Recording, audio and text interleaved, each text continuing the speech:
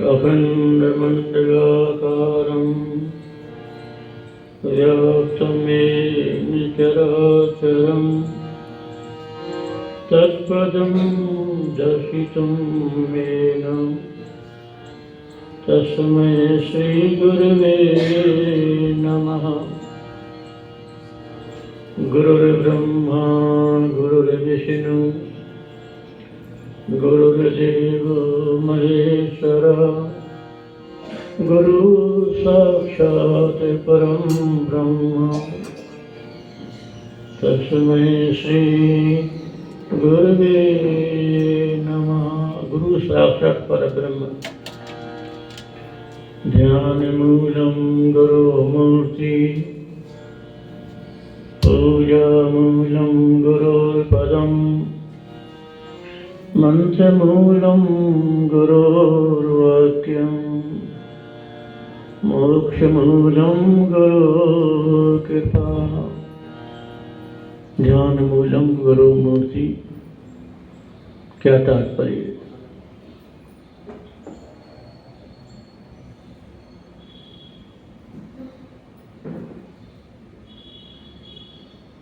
गुरु की मूर्ति किसे कहते हैं?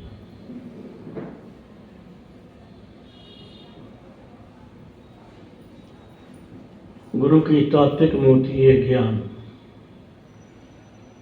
गुरु ने हमको जो ज्ञान दिया वो गुरु की मूर्ति है। केवलम ज्ञान मूर्ति, ज्ञान मूर्ति। उसको जो समझ सकते हैं, ग्रहण कर सकते हैं, धारण कर सकते हैं, उनके लिए वो है। और जिनकी इतनी पकड़ नहीं है उनके लिए गुरु की मूर्ति है गुरु का मंत्र। दीक्षा में हमको गुरु से जो भी मंत्र मिला वो गुरु ही है। माँ के उपदेशों में ये बात कई बार आती है, मंत्र के रूप में गुरु हमारे साथ है, मंत्र के रूप में भगवान हमारे साथ है। तो यदि हमको मंत्र का स्मरण बना रहेगा, इसका मतलब हमेशा गुरु का स्मरण बना हुआ है, भगवान का स्मरण बना हुआ है। पूजा मूलम गुरुर्पदम, पूजा का मूल है गुरु के पद, पदम चरण। गुरु के चरणों का बड़ा रहस्य है। गुरु के चरण क्या है? बड़ी गुप्त बात है।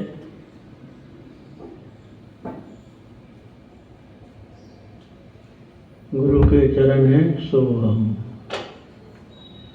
क्या है? सोहम।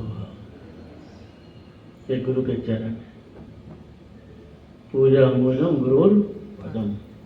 यदि हमने अपनी सांस में सोहम सोहम का जप कर लिया, ये गुरु चरणों का पूजा हो गई, समझे?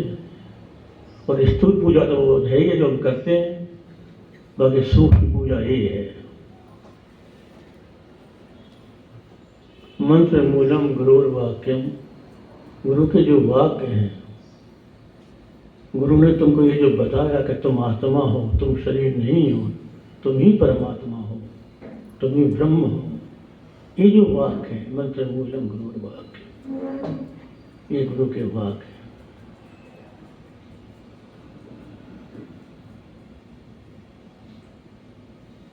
मोक्ष मूलम गुरु कृपा। मोक्ष जो होता है वो गुरु की कृपा से होता है। कैसे? नारायण नमो नारायण स्वामी जी, नमो नारायण।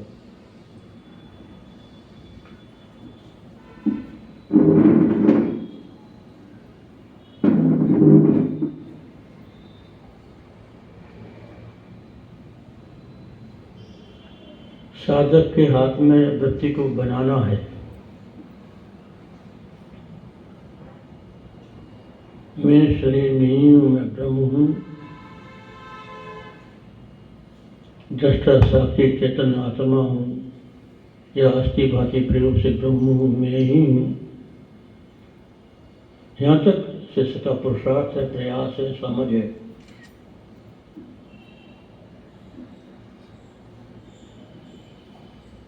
ज्ञान से मोक्ष होता है। तो एक ज्ञान की स्थिति है, साधन है, मोक्ष का साधन है।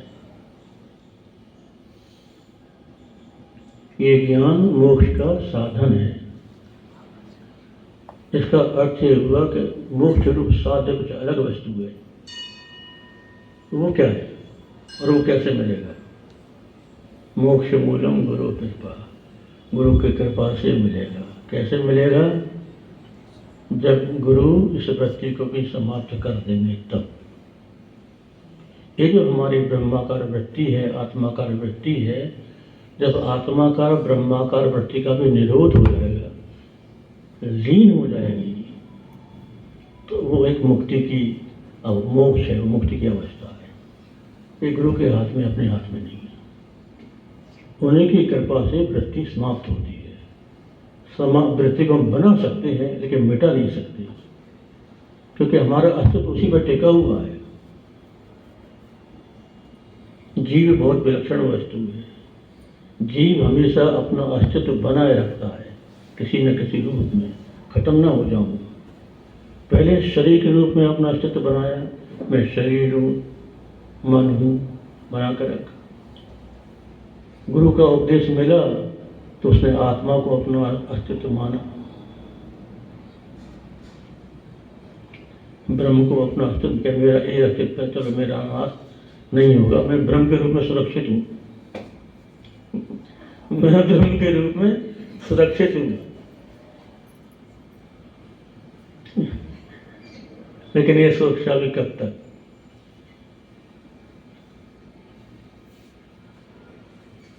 असली सुरक्षा अब भी नहीं है। जब ये वृत्ति समाप्त होती है आवरण भंग करने के बाद, वो परमात्मा ही सुरक्षित है एकमात्र, जीव कभी सुरक्षित नहीं हो सकता। तो ऐसा जो सुरक्षित परमात्मा है, उसकी प्राप्ति गुरु की कृपा के हाथ ही है। इसलिए मोक्ष मूलम गुरु कृपा।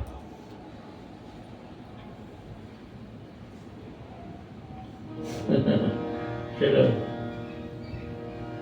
ध्यान मूलम गुरु मूर्ति, पूजा मूलम गुरोर्पदम, मंत्र मूलम गुरोर्वाक्यम, मोक्ष मूलम गुरु कृपा, मोक्ष मूलम गुरु कृपा। भविताप प्रणाशिन्यै आनंद घनमूर्तये, ज्ञान भक्ति प्रदायन्यै मातस्तुभ्यं नमो नमः, मातस्तुभ्यं नमो नमः। श्री श्री आनंदमयी मात की, सद्गुरुदेव भगवान की। श्रीमन नारायण नारायण नारायण श्रीमन, बोलिए सब। श्रीमन नारायण नारायण नारायण श्रीमन, श्रीमन नारायण नारायण नारायण,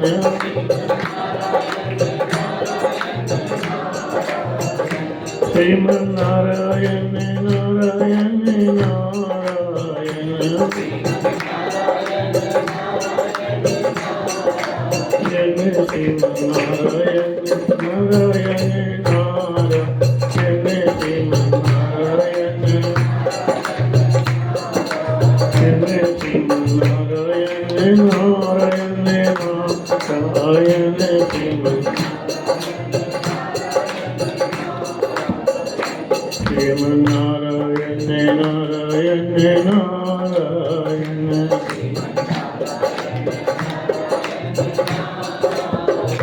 श्रीमन नारायण नारायण नारायण, श्रीमन श्रीमन नारायण नारायण नारायण,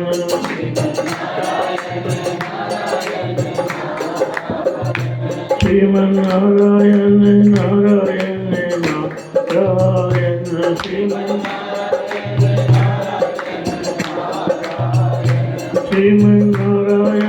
नारायण नारायण श्रीमन्नारायण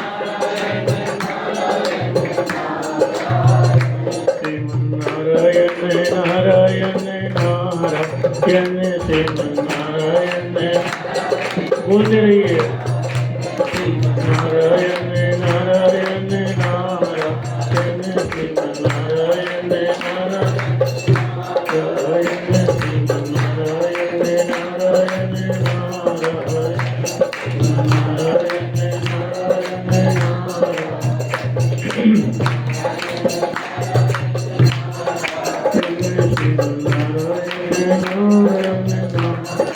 बोलिए सच्चिदानंद भगवान की।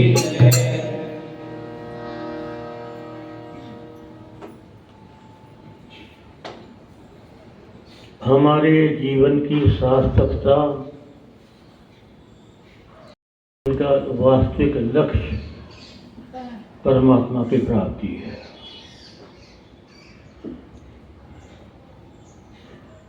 माँ की ये बात हमेशा याद रखना। माँ ने हमेशा एक ही बात कही है कि मानव जीवन का लक्ष्य भगवान की प्राप्ति है। माँ तो यहाँ तक कहते हैं कि एकमात्र लक्ष्य वही है, एकमात्र। न हमारे जीवन में कोई और लक्ष्य है ही नहीं। बाकी सब क्या है? कर्तव्य का निर्वाह है। हमारा जो दायित्व है अपने परिवार के प्रति या समाज के प्रति या देश के प्रति, जो भी सेवा कार्य है वो कर्तव्य है, लक्ष्य नहीं है। लक्ष्य हमारा केवल परमात्मा की प्राप्ति है, अपने को जानना, अपने को पाना, ये लक्ष्य। यदि हमने अपने को जान लिया या परमात्मा को पा लिया तो हमारा जीवन सार्थक हो गया। हमारा इस जीवन का जो लक्ष्य है वो हमको मिल गया। बाकी प्रारब्ध भोग सबके साथ जुड़ा हुआ है। जो भी जीव संसार में आया है हर एक के साथ प्रारब्ध कर्म जुड़ा हुआ है। इसने अनंत जन्मों में जो भी अच्छे और बुरे कर्म किए अवश्य में भोक्तव्यम सर्वासु कर्म फलाफलम। उसका कर्म भोग जी तो भोगना ही है, जो भी अच्छा करा। शास्त्र इस बात को बहुत जोर दे करके कहते हैं।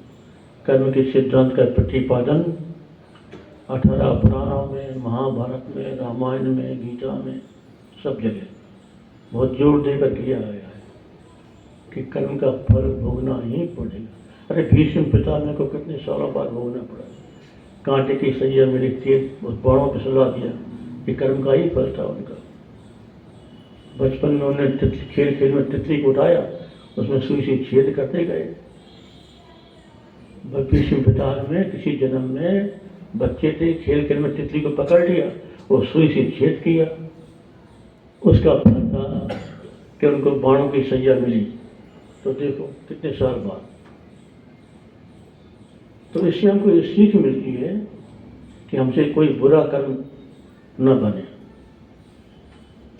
शरीर से, वाणी से, इंद्रियों से कोई बुरा कर्म हमसे ना बने, नहीं तो उसका फल तो फिर कभी न कभी मिलेगा।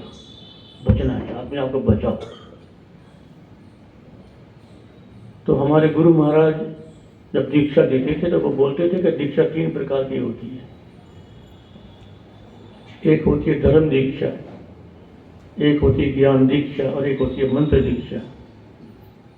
तो धर्म दीक्षा तो वो पहले रहते थे कि धर्म दीक्षा पहले है, क्योंकि जीव जो है उसको पता ही नहीं है।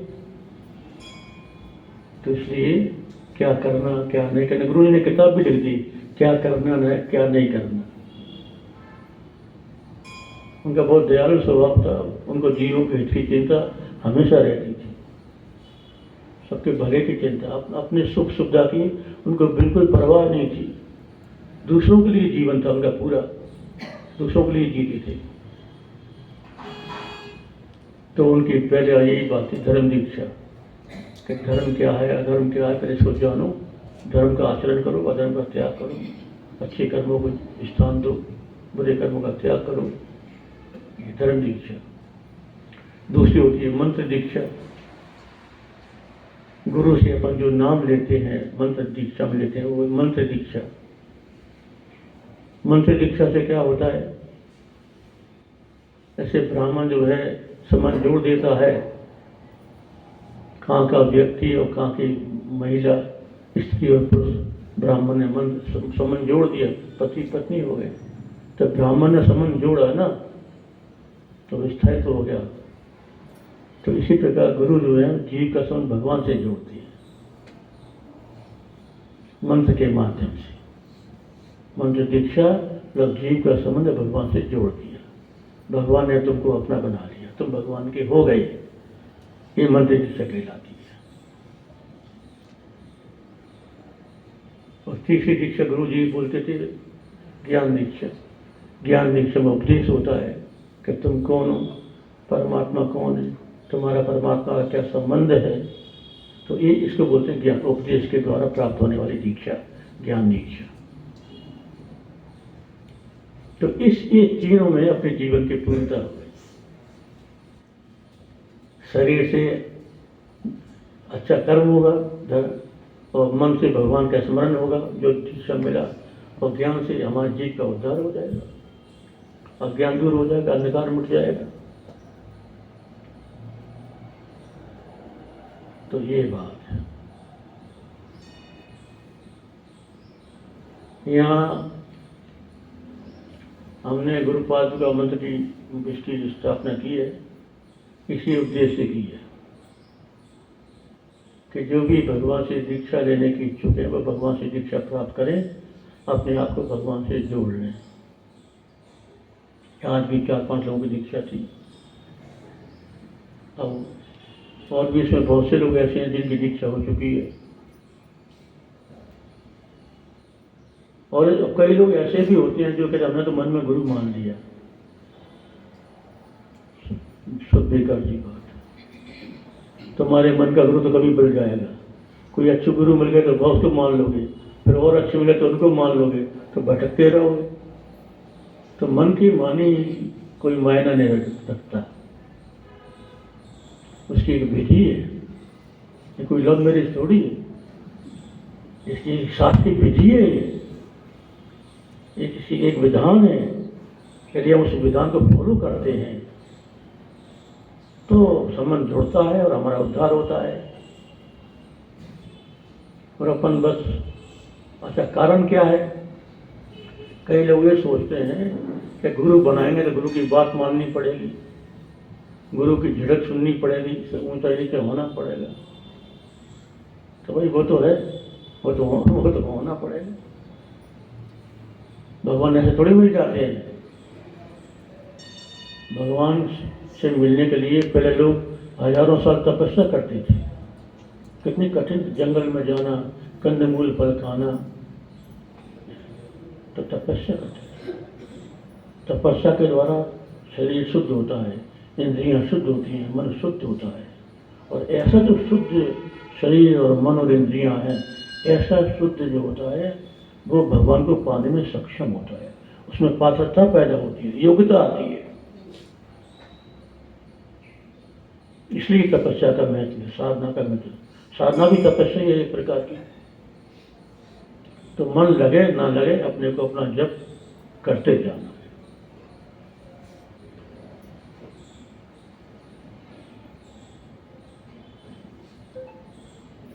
हाँ तो आज हमारे मन में आया कि उपदेश तो चल ही रहा है, चलता रहा है, हर साल चलता है, कई बार चलता है। तो आज हम दीक्षा के विषय में माँ क्या क्या कहती हैं वो वाणी तुम लोग सुनो। माँ की वाणी क्या है दीक्षा के विषय में वो सुनो। ये है भागवती गीता, इसमें 18 अध्याय हैं।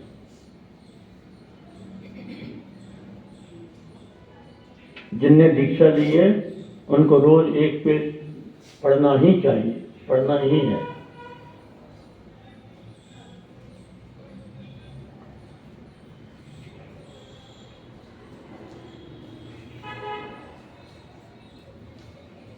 तो इसका जो पहला अध्याय है उसमें माँ ने मनुष्य के कर्तव्य का निश्चय किया है। माँ कहती हैं कि मनुष्य का क्या कर्तव्य है। देखो, मनुष्य जन्म दुर्लभ है, बड़ी घूम घाम के मनुष्य जन्म पाया है। ये पाके अपने को जानने की कोशिश न करे तो उसे आत्मघात, आत्महत्या कहते हैं, अपने आप को मारना कहते हैं। इसलिए सब कोई हम जहाँ रहें, जैसा रहें, नौकरी में रहें, गांव या खेती में कार्य में रहें, जो कार्य में रहें, भगवान का स्मरण करता, भगवान का स्मरण मन ही मन में चलना चाहिए। हाथ में काम, मन में राम। जो जहाँ है वहीं से शुरू करो। शक्ति तो तुम्हारा भीतर ही है, उसे उत्पन्न करके अपने को पाना है। अपने को पाने के रास्ते में सदक्रिया, जब हम माँ से मिले तो हमको माँ ने उपदेश दिया सत्क्रिया में रहना। तुम समझ नहीं बस सत्क्रिया मतलब क्या। तो फिर हमने पूछा कि माँ सत्क्रिया क्या। माँ वही तो सत्क्रिया में। तो माँ ने कहा सत्क्रिया माने जो क्रिया हमको भगवान से जोड़ दे वो सत्क्रिया है।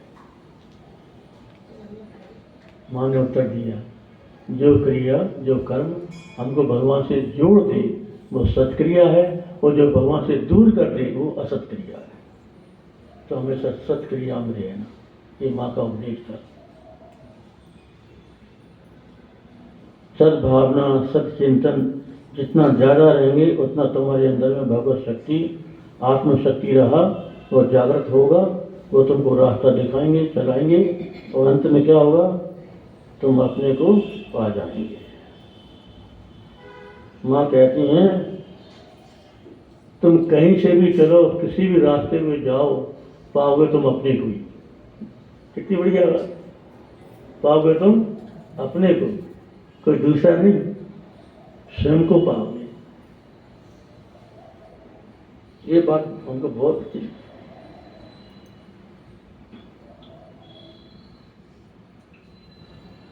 प्रश्न है माँ, मंत्र का क्या किसी भी अवस्था में जप कर सकते हैं या स्नान करके ही करना होगा?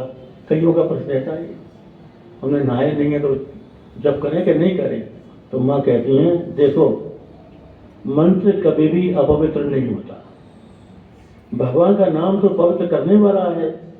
किसी भी अवस्था में मन ही मन जप कर सकते हैं। तो ये जो स्नान करके जप का विधान है वो माला से है, और बिना माला के अपने किसी भी अवस्था में, हम तो कहते हैं शौचालय में बैठे वहाँ भी जपते रहो मन ही मन, कोई वो नहीं। क्या पता कब प्राण निकल जाए, तो उसे भगवान का नाम लेके तो निकलेंगे। हमेशा सतत किसी भी अवस्था में मन ही मन जप कर सकते हैं। जैसे भी भगवान का नाम ले उससे फायदा है। मंत्र के रूप में भगवान ही हैं, ध्यान देना, मंत्र के रूप में भगवान ही। तो हम जब करें राम राम राम राम राम, तो वो वास्तव में वो हम भगवान के चरण दबा रहे हैं, भगवान का श्रृंगार कर रहे हैं, राम राम राम। तो मंत्र के रूप में भगवान है। हम मंदिरों में दर्शन करते हैं, कभी हमको ऐसी बुद्धि मिल जाए कि मंदिर में भगवान हमारे पास, इसलिए हम बाहर दर्शन करते हैं। यदि हमको मालूम पड़ जाए कि भगवान तो यही है तो बात खत्म।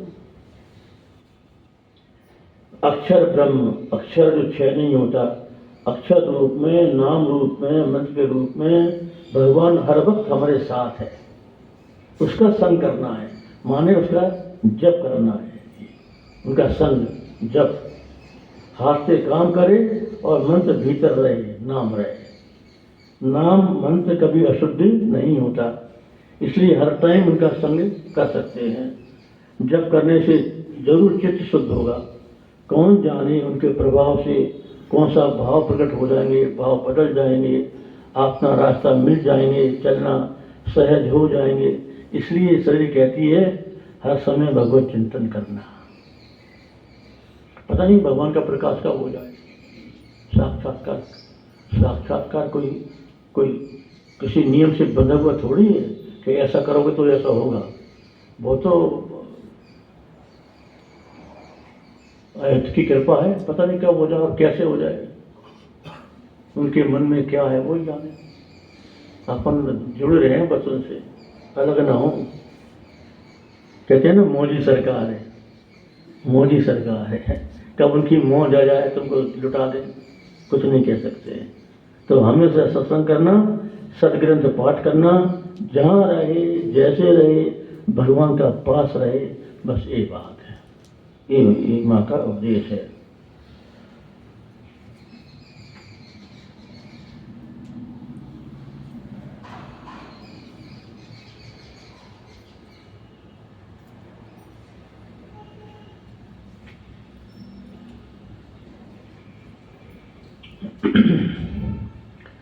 एक होता है गुरु जो मंत्र देते हैं, उपदेश देते हैं, शिक्षा देते हैं। जगत का अंतर्गत में जो है, जगत माने गति, जीव माने बंधन। छोटा सा वाक्य, जीव माने बंधन, जगत माने गति, बस एक वाक्य। सारी फिलॉसफी इसमें आ गई, पूरा दर्शन इसमें आ गया, पूरा विज्ञान इसमें आ गया। जगत माने गति, मोशन, और सृष्टि क्या है, सब मोशन, सब गति गति से। परमाणु से लेकर ब्रह्मांड तक गति गति, और है क्या। तो जगत की परिभाषा शॉर्ट, सबसे छोटी परिभाषा, जगत माने गति और जीव माने बंधन। विचार करो, माँ की वाणी बहुत सूक्ष्म है लेकिन बहुत गहरी है। जीव माने बंधन, जगत माने गति, बहुत गहरी बात है ये।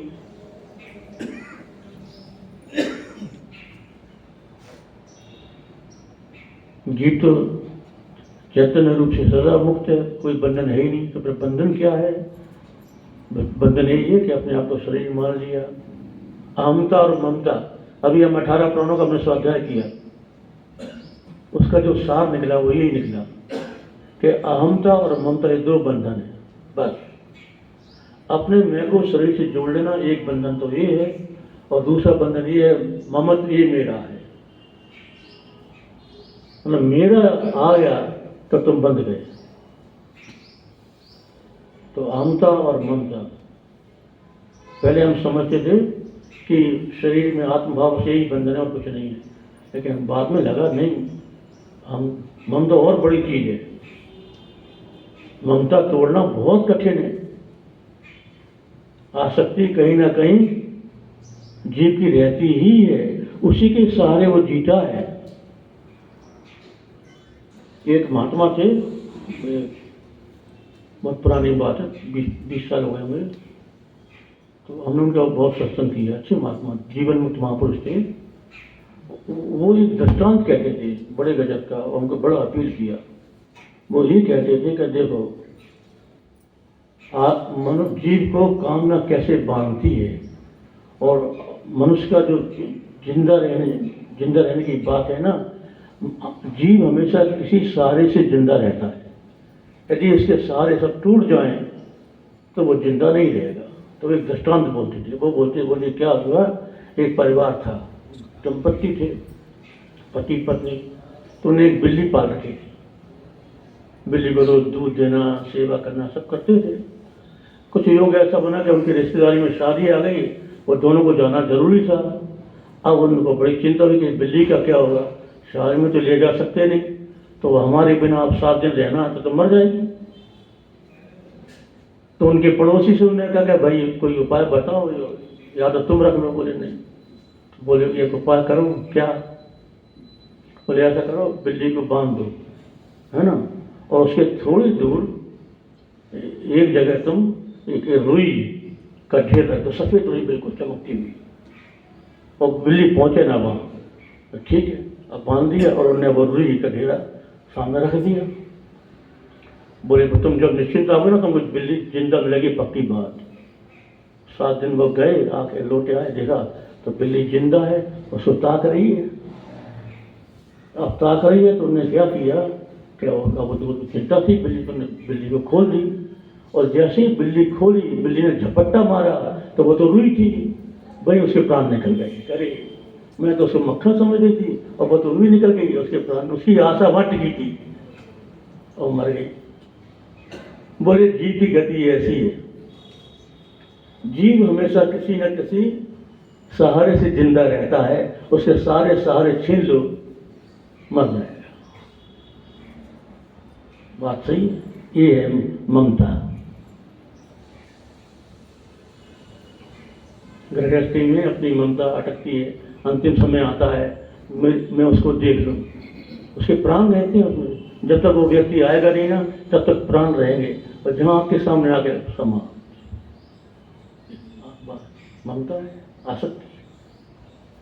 तो ये बंधन कितना बड़ा है। अहम का तो अपन विचार करते हैं, मैं शरीर नहीं हूँ, मैं आत्मा हूँ, दृष्टा हूँ, विचार से अलग होता है, लेकिन ममता से कैसे अलग हो गई। वो कोई विचार से तो जाहिर क्या नहीं है, नहीं। आसक्ति बहुत विचित्र बात है। मैं और मोर तोड़ते हैं माया, जी बस की ने जीव निकाया। गोस्वामी जी बोलते हैं ना, यही माया है, मैं और मेरा। तो हाँ हाँ हाँ, जी जगत माने गति और जीव माने बंधन। अपन बैठ के बातें कर रहे हैं, कोई गुरुजी तुमको उपदेश नहीं कर रहे हैं, अपन सब एक ही परिवार के हैं ना, बैठ के अपन बातें करते हैं। जीव जगत के अंतर्गत में एक होता है जगत गुरु, जो गति बदल दे सकते हैं, उनका आत्म गुरु के साथ साक्षात संबंध वो न होए तो अपना आत्मा ही अपने आप में गुरु जो रहा है वह प्रकाश कैसे होगा। इष्ट में गुरु रहा, इष्ट में गुरु, गुरु पाया जाए तो सब पाते हैं, कारण सब में सब रहता है। इष्ट पाए तो सब पाते हैं। देखो छोटी सी बात, इष्ट पाए तो सब पाते हैं, क्या मतलब। सिया राम ने सब जग जानी, क्योंकि इष्ट तुम्हारे जो माने हुए इष्ट हैं वो तो छोटे हैं, लेकिन वास्तव में वो थोड़ी है, वो तो सब है, सब वही है। वासुदेव सर्वमिति, सब वासुदेव। तो जब सब वही है तो इष्ट को पाया तो अपने सबको पा दिया ना, क्योंकि सब इष्ट ही है, उनके अलावा कुछ है ही नहीं। इष्ट पाए तो सब पाते हैं, और गुरु पाए तो सब पाते हैं, कि गुरु सब है।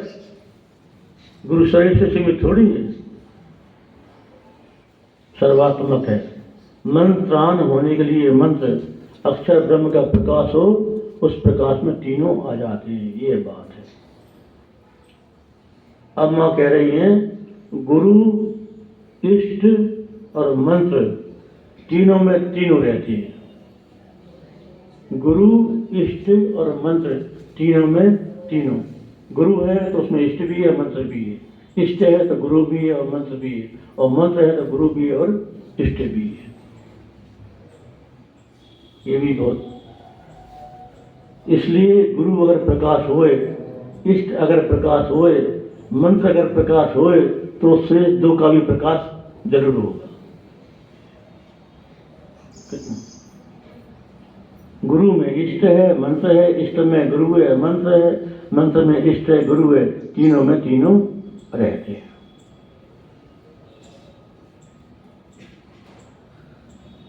गुरु एक ही है।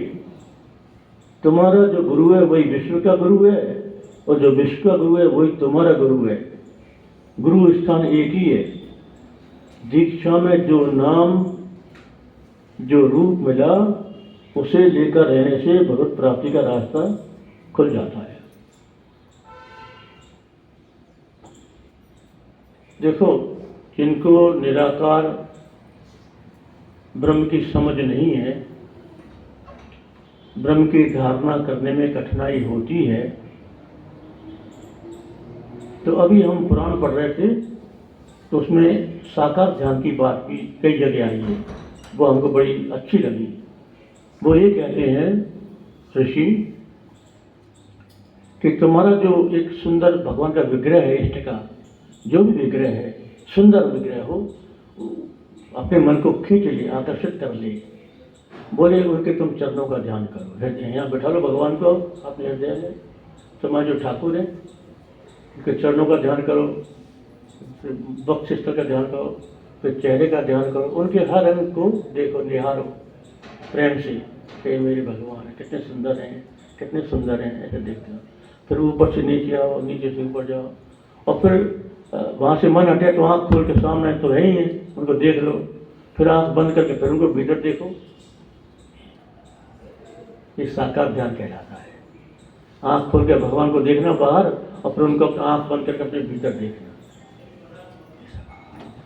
इससे अपने भीतर रस आता है, प्रेम जागता है भगवान के प्रति। फिर जब उनकी कृपा होगी तो वो खुद ही बता देंगे कि मैं इतना थोड़ी हूँ, मैं तो और भी कुछ हूँ, बहुत कुछ हूँ। वो कृपा कर देंगे। भगवान अपने भक्त को अज्ञानी थोड़ी छोड़ते हैं। एक बार राम जी की इच्छा हुई कि हनुमान मेरी बड़ी सेवा करता है, चलो परीक्षा करें इसकी, मेरी भक्ति का फल इसको मिला कि नहीं मिला मेरी सेवा का फल इसको मिला कि नहीं मिला। तो बोले हनुमान, हाँ श्री राम, बताओ तुम कौन हो। परीक्षा करे भगवान हनुमान जी की। बोले देह दृष्टा तु दासो हम, अगर आप शरीर दृष्टि से पूछते हो तो आप मेरे स्वामी हैं, मैं आपका दास हूँ। जीव दृष्टिया अत्युदंश का, अगर आप शरीर से जीव दृष्टि से भी पूछते हो तो मैं अंश हूँ और आप अंशी हैं। जैसे सूरज और सूरज की किरण, मैं आपकी किरण हूँ। तो आत्मदृष्टिया, अगर आप आत्मदृष्टि से पूछते हैं तो वे हम निष्ठावती, जो आप हैं वही मैं हूँ, और जो मैं हूँ वो ये। वाह हनुमान वाह, क्या कहना तुम्हारे, सेवा का फल तुमने पा लिया। ये उत्तर अपने आप में कंप्लीट पूर्ण उत्तर है। इसमें सब आ गया, कर्म आ गया, भक्ति आ गई, ज्ञान आ गया, क्या बचा। इसलिए कहते हैं ज्ञानी नाम अग्रगण्यम, ज्ञानियों में अग्रगण्य हनुमान जी महाराज। इसलिए अग्रगण्य क्या शरीर से सेवा कर रहे हैं और जीव दृष्टि से अंश हैं, और वो वैसे वो एक बने हुए हैं, एक बने और फिर भी सेवा लेकर रह रहे हैं। कितनी बड़ी बात है। मने ज्ञानी है लेकिन सेवा के लिए दास और सेवक, दास और स्वामी सेवक का भाव बना कर रखा है। तो शास्त्रों में एक बात आती है, बोले गुरु से कभी एकता नहीं करनी चाहिए। कभी ये नहीं बोलना चाहिए कि मैं गुरु हूं। भगवान से एकता करो, गुरु से मत करो। ये बहुत विचित्र बात है।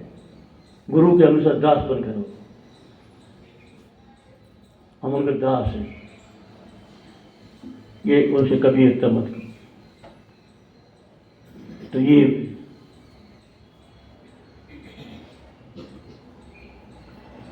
पॉइंट पकड़ना चाहिए।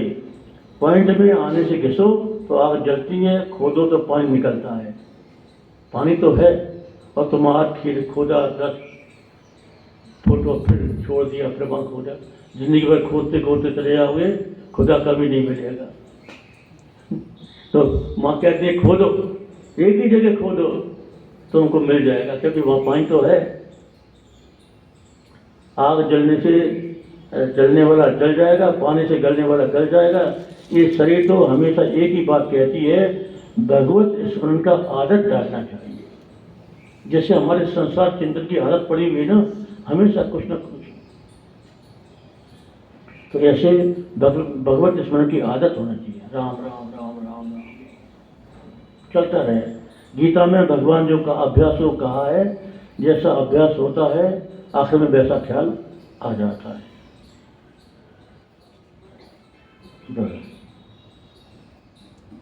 अब समाप्त करें। कितने बजे? 12। चलो महाराज जी,